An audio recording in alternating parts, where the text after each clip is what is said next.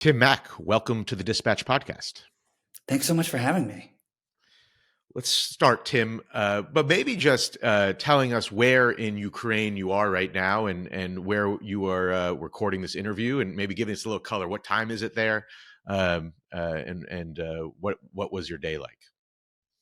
Well, you never want to be too specific about your location in a war zone.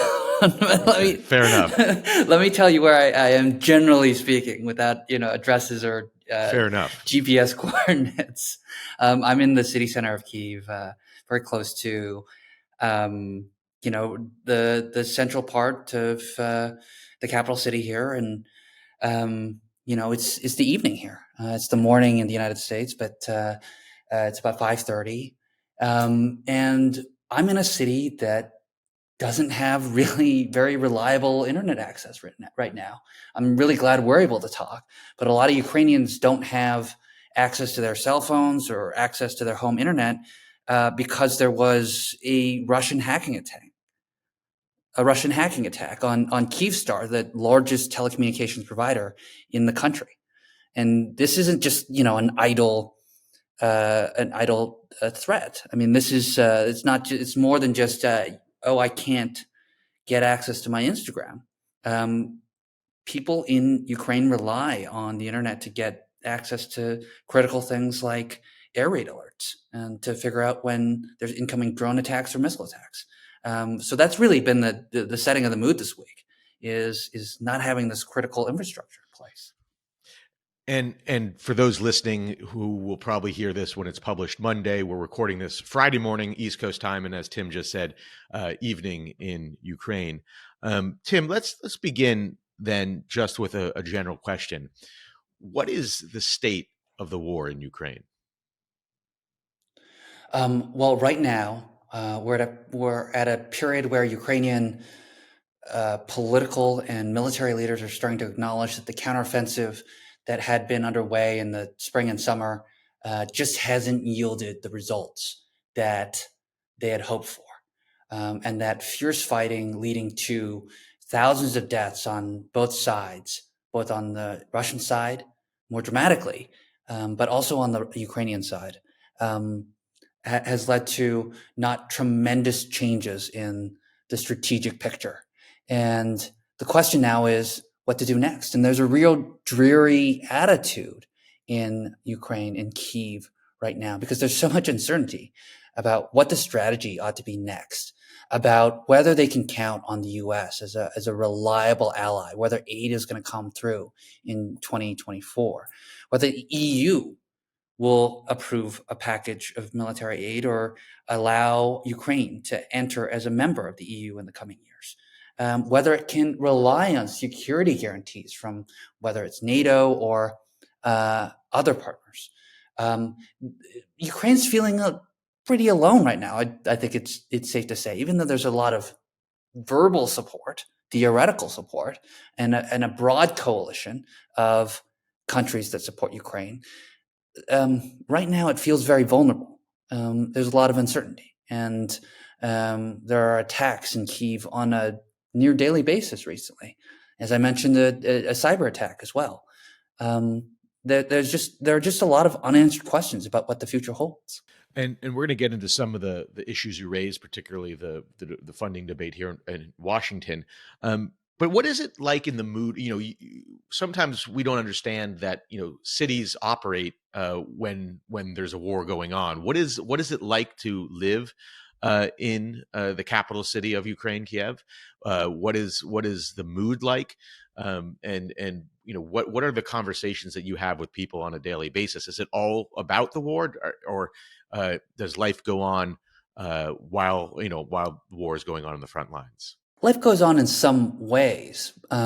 People go out for dinner, or they'll have a drink, but everyone rushes home in time for curfew, which is at midnight, and then waits for what is almost felt inevitable every day, which is a bunch of explosions, waking up at 4:00 in the morning, and then trying to get back to sleep. I don't think I've had a conversation in recent months that didn't in some way revolve around the war. I mean, it's one of those things. It's impossible to imagine having a conversation without. I mean, not every single conversation all the time um, is about the conflict, but there is no discussion of 15 or 20 minutes or longer that doesn't in some way touch on it. I mean, it's this terrifying part of everyday life, and it's a war that has touched pretty much anyone that you'll come in contact with here in Ukraine. Whether personally in a financial way, or they've got family members on the front lines, or they know someone who's been killed or terribly, terribly wounded. Everyone's been touched by it, and it is obviously, it's like the predominant topic of conversation.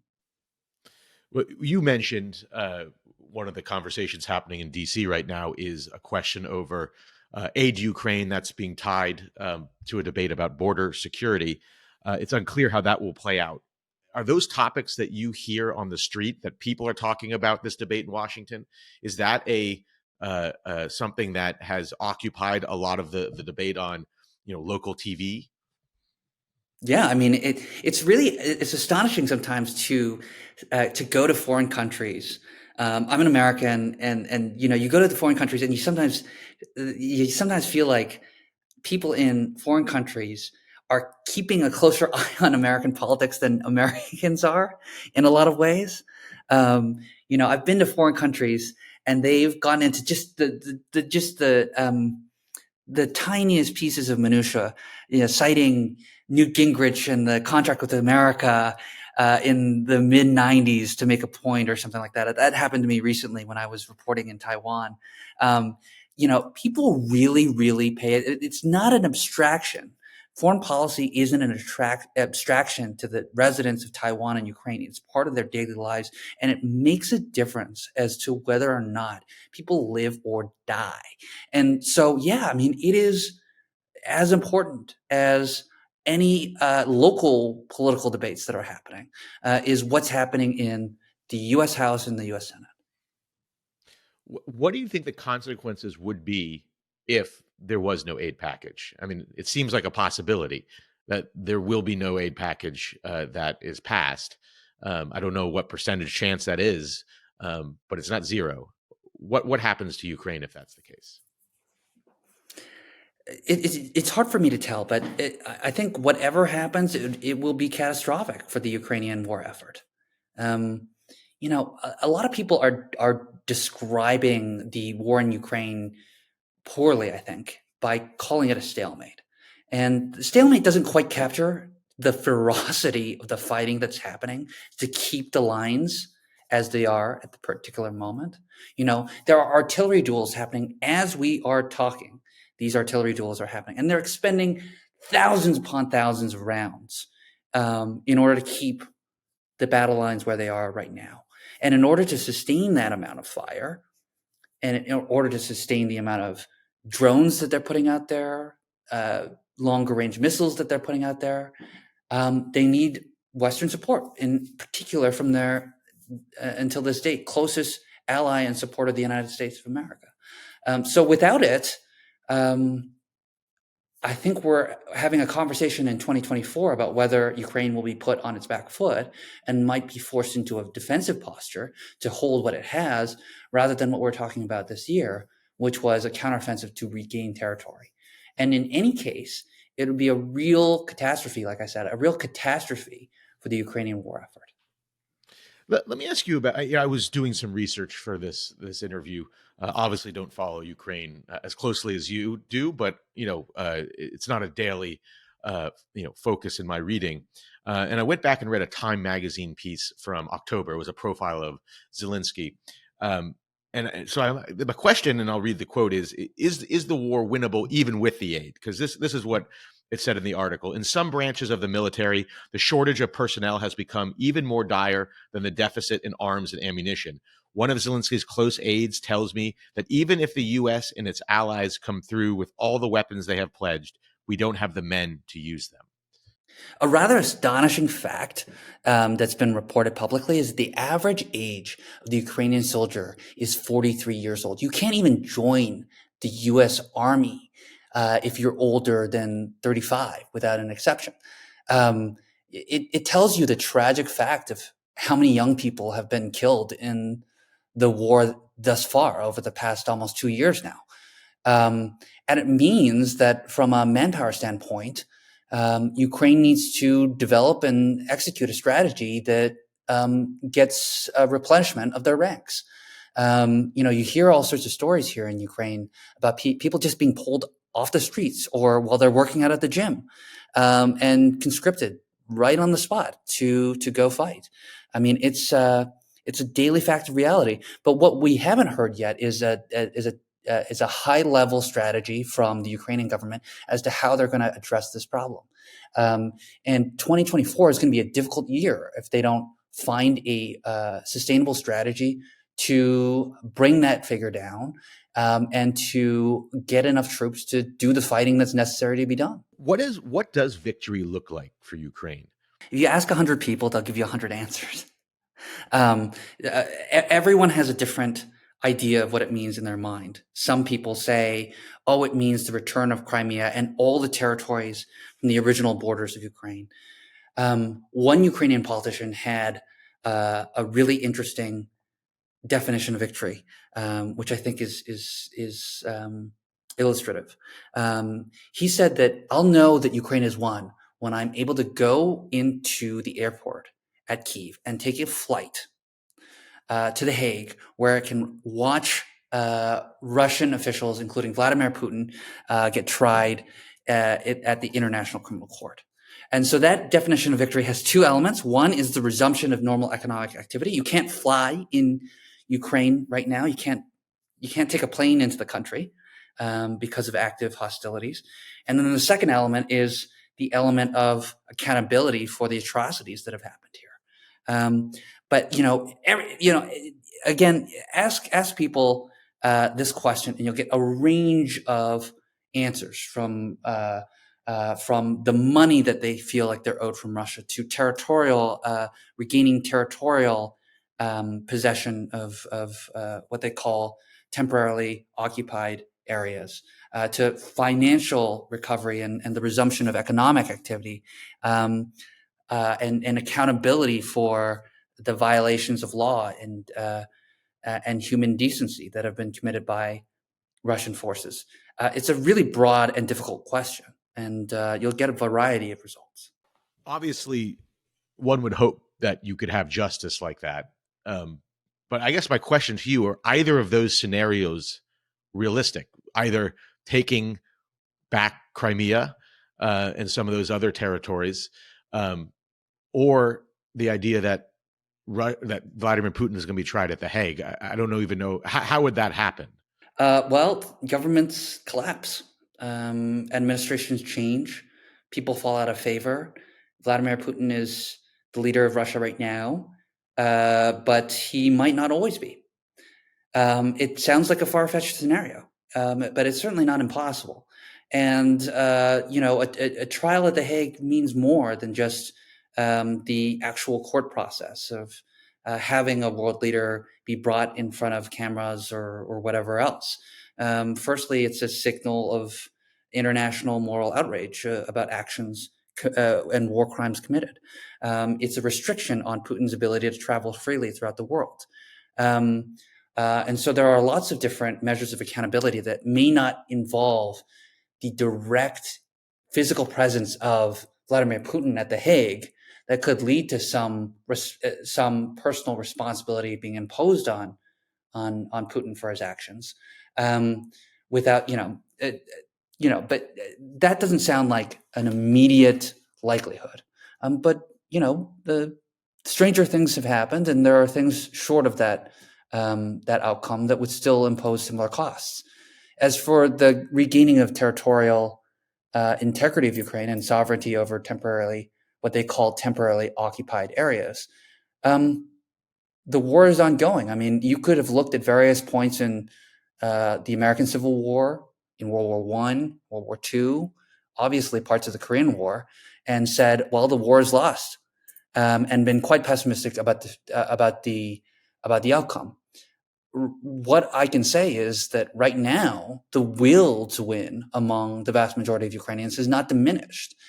They very much want this to happen. And the question is, will they get the support from its closest allies in the US and in Europe, who have said, many officials have said that they'll be with Ukraine as long as it takes.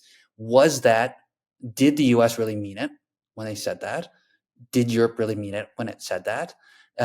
Or will that just turn out to be hollow? I mean, that's the big question among Ukrainians right now. Certainly, they can't make large-scale territorial gains without continued support from its closest allies. I think that's pretty clear. Well, I think you anticipated my next question, which is that the mood on the street that that this is not a question about settling for less. This is about going until there is a breakthrough and potential victory. I mean, is there any a constituency in Ukraine for some sort of deal short of returning all of the territory that Russia took from Ukraine? To get a deal, you need to start negotiations.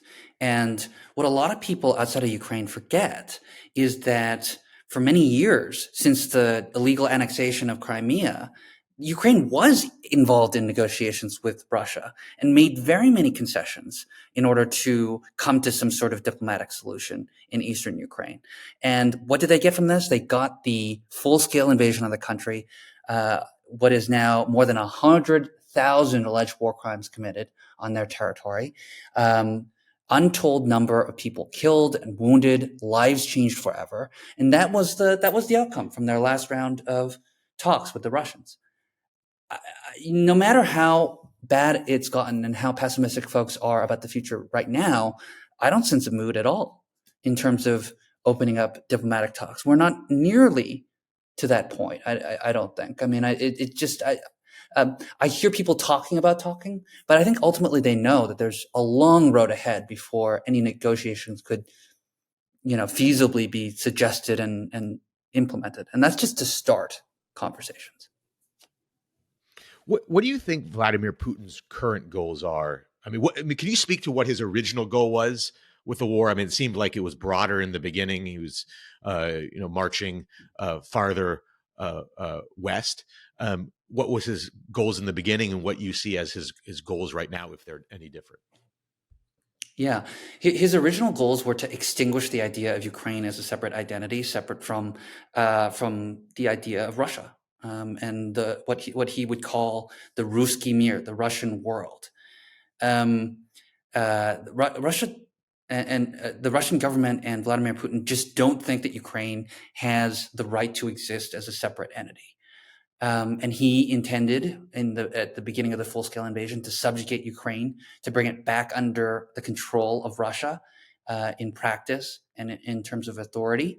And I don't see that his aims have changed. He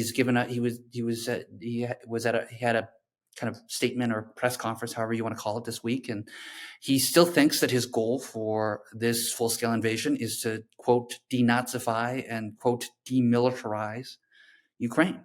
His goals haven't changed. And for all the West's unity in the early days of this full-scale invasion, Vladimir Putin made a bet that in the long term that fissures will form in the coalition to support Ukraine. And the question is he right? Will the United States validate Vladimir Putin's long-term strategic bet? That remains to be seen. That is up to Congress, and that's up to the EU and various European states. But right now, it's looking pretty dire. Well, it also seems to be, even if Congress funds Ukraine this time, it seems partly up to the 2024 presidential election. What is the discussion on the streets of if Donald Trump wins again, becomes president again, which seems like a very possible outcome in the United States? Purely from the perspective of the Ukrainian war effort, it would be a catastrophe. I think there's no argument about it. It's funny, I've been thinking a lot about how this country in Eastern Europe has become such an important part of the political conversation in Washington, D.C., across the U.S. For the last decade. Everything from, do you remember the platform at the RNC in 2016 when the Trump campaign intervened to change the language to be more pro-Russia? I was in the room or sorry, I was right outside the room when that platform debate was going on, and I was writing about it, all the way to that phone call that Trump called the perfect phone call, where he blackmailed Zelensky, trying to get dirt on the Bidens, in order to get a personal political advantage, to the full scale invasion of Ukraine. I mean, Ukraine has become, from 2014 and the annexation of Crimea onwards, the central issue that's really had huge impacts on American foreign policy thinking and what America really views as its role in the world. And what do you? I mean, explain. There are a lot of voices in the United States who don't see a consequence to Ukraine losing. They might want Ukraine to win, but it's unclear to them what the kind of consequence would be to the United States in the West. What would you say to them? Well, we did a story on counteroffensive.news about, it was titled "How to Talk to Your Republican Uncle About Ukraine." And what we did was one of our big philosophies at the Counteroffensive as a publication is to use human stories to illustrate the news and to make it more personal, to make it more compelling, to make you feel a little bit more of a connection to what's happening. And so we told the story of a man named Oleg Sentsov, who is a filmmaker turned soldier fighting on the front lines. And we posed that question to him. What are the strategic challenges here? And it turns out that what he said was the same answer that was a result of focus groups held by Republicans who support Ukraine, to try to figure out what works in terms of talking to your Republican friends or family members in order to convince them that supporting Ukraine is the right thing to do. The big thing about this is that what America does with Ukraine isn't isolated to just what happens in Eastern Europe or Europe more broadly. What happens to you in Ukraine is a message to authoritarians all around the world, most especially Xi Jinping, and whether he feels like it's in the strategic interest of China to try to redraw borders by force, like Putin is trying to do right now. Originally, the message of Ukraine was that the West will band together, unite, will sanction you, will send weapons to your opponent, and will isolate you. The message over time to Putin and to China and to Bashar al-Assad and to authoritarians all over the world is that if you stick the course, Western unity will crack, and all those denunciations are going to end up fading. Ultimately, it's a terrible message to send to autocrats everywhere in the world. You write at the Counteroffensive a lot, or at least I read this week, about the domestic politics is still going on. I think you were at a protest locally. You see fighting back and forth. Klitschko of Vitaly Klitschko, the mayor of Kiev, called Zelensky becoming more authoritarian. Speak to like the domestic politics, the internal debate, and is it possible that I think there's no elections during the war, but is it possible that this war will continue and we could see a new leader of the country other than Zelensky while they're fighting Russia? There's scheduled, or there was scheduled an election. There was scheduled an election in 2024, but right now all signs point to that being postponed because of martial law, and so in the near term, it's unlikely that there will be a presidential election and Zelensky replaced.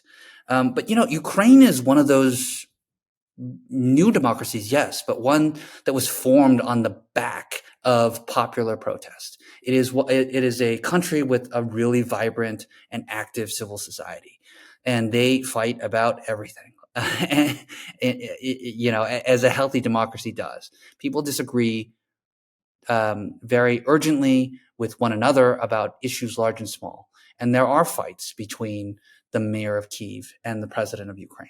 There are very passionate discussions about how the budgets ought to be done. And there are protests. I was down at a protest earlier this week in the stinging rain, in the cold. There's snow and ice on the ground, and people are out there chanting over an issue that you would think, not that many people would be on the streets about. They're chanting about the Kyiv local city budget, and they're arguing about, well, should we dedicate more money towards fixing roads, or should we just send all the money to the military and focus on the war until the war is over? That's a healthy thing in any democracy. And standing there amongst the chanting and the demonstrations and the protests, seeing myself really for the first time since the full-scale invasion began in this crowd of young people demanding political change, it was really refreshing, and it felt like, this is what freedom feels like. This is what the point of freedom is to be able to do this. And this is the sort of thing that doesn't happen in Russia. It's funny. I mean, I've met a lot of people who say, Zelensky didn't vote for him, but, he's really stepped up in a way that I never expected he would. He stayed in Kyiv when the full-scale invasion began at great personal risk. He didn't flee, and I respect him for that. That said, they'll continue. I wouldn't vote for him next time. And that's the right of every democratic citizen to be a weirdo in this political sense. I mean, it's like the guy right behind you, actually, Churchill, after World War II, was immediately voted out of office.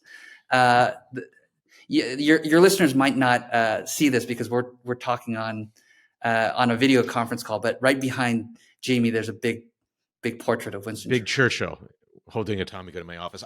Tim, I want to close at the end just with you just telling a little bit of your story and how you came to cover the war in Ukraine. But I do want to press one point that kind of popped into my mind, and I didn't press at the time because it does seem a little bit of a dichotomy. And that is, on one hand, there seems to be no, all the Ukrainians seem to believe that their only choice is to fight on.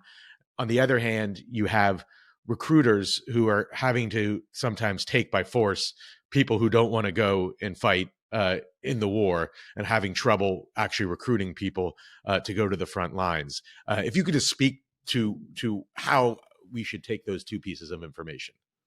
Yeah, I mean, the tragedy of this war having gone for nearly 2 years, and the incredible number of fatalities on the front lines has meant, and we've written extensively about this, and my Ukrainian colleagues at the Counteroffensive have written about this in very moving and passionate ways. The terrible fact is that the people who are most motivated to join the military in the early stages, many of them are now dead. And Ukraine has lost some of its best people in terms of creativity, in terms of passion, in terms of motivation, in terms of civic duty. Ukraine has lost some of its best people. And what I'd say to that is I'd turn the mirror on the United States. Did the United States require conscription in World War I and World War II? Did it require conscription in the Vietnam War? Of course it did. It did. Does that mean that the causes were not just? Did that mean that the United States was, improper in pushing their citizens? War is a terrible thing. And, and looking at the conditions on the front line, I wouldn't wish that on anyone, to be bombarded in the cold and in the dark, sitting in trenches that are either filled with mud or filled with ice. These are things that, people, your average person would be crazy to jump up and volunteer for. I'm not excusing it, but I'm trying to explain, why it is that people need to be pushed into these situations. And conscription is a reality here in Ukraine. I think most people understand that. It's an inevitable result of the war lasting far longer than anyone would like it to be. It was about a year ago, Tim, I think. We were at a bar in Washington, D.C. You were thinking about next steps after NPR. You didn't know which route you were going to take. And then all of a sudden, I read that you're starting a publication. You're going to go live in Ukraine, where you had covered for NPR. What has it been like to be a kind of a go from journalism to journalist / entrepreneur in terms of starting a publication and running a business covering, a very sad at many times and difficult subject. Just want to give you the floor to talk about that a little bit. It's one of those things I thought I was. I thought I was starting a journalism initiative, and it turns out I'm launching a startup in a war zone, and all the things as a journalist you take for granted being done behind the scenes. Suddenly, you're in charge of it. When you start a small business, as any one of your listeners who has done that knows, suddenly you're in charge of legal, HR, marketing, taxes, management. And then on top of that, you're in charge of, the journalism, editing, writing, photography, and everything else. I mean, and that's been that's been a real challenge beyond the logistical challenge of working in a war zone to begin with. And in terms of feeling, one of the things that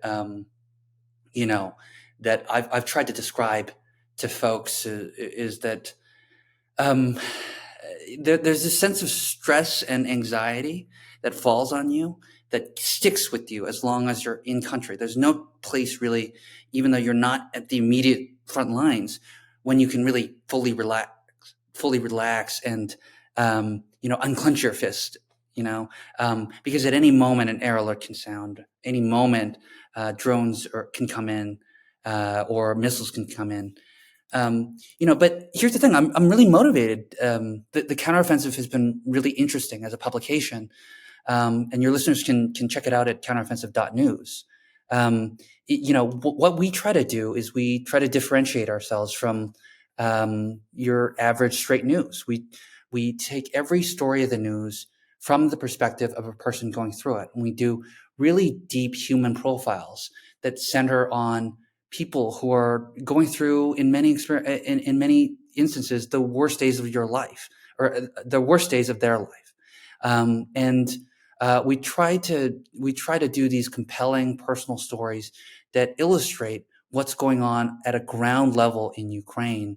And that's been really interesting, and it seems to have struck a chord because it's very different from the other kinds of journalism that's coming out of Ukraine right now. We don't just tell you what happened today. We introduce you to a person who went through it, and that seemed to motivate people to read us. And I'm really grateful for folks who have expressed an interest. Tim Mack, thank you for joining the Dispatch podcast. Thanks so much for having me.